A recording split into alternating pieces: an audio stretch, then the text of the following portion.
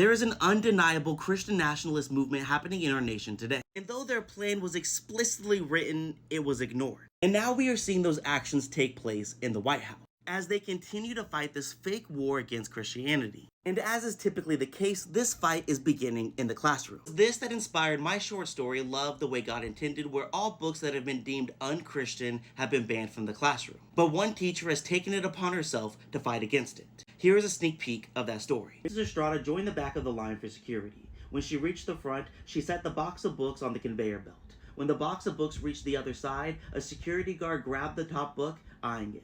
"These books received approval?" he asked. "Yes, sir." Mrs. Estrada pulled the signed paperwork from her pocket and handed it over.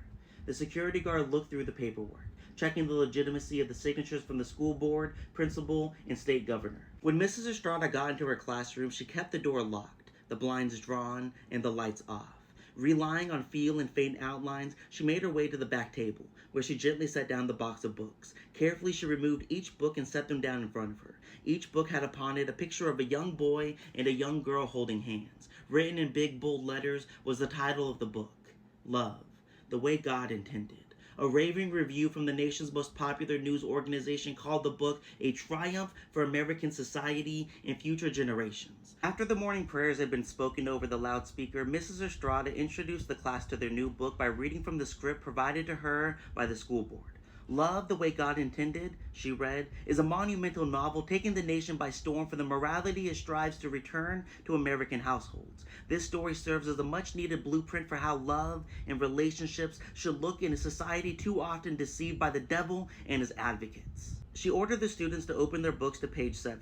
Once everyone had made it to the proper page, she began reading, and they all followed along, except for a certain 4 who found within not a copy of Love, the Way God Intended, like the dust jacket in Mrs. Estrada's instruction implied, but rather an entirely different book. We do not all love the same, and that's okay.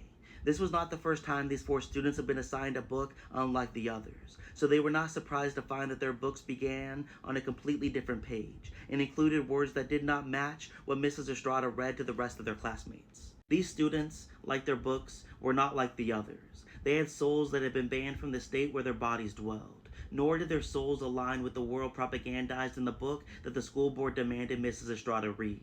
In the simplest of terms, they did not love in the way that God intended. They did not present themselves to the world in the way their politicians preferred. They did not. The doors to the classroom opened, and in walked 3 police officers. "Random search," one of them declared. If you would like to hear the rest of the story, my book, The Crumbling of a Nation and Other Stories, is available on Amazon, Barnes & Noble, the TikTok Shop,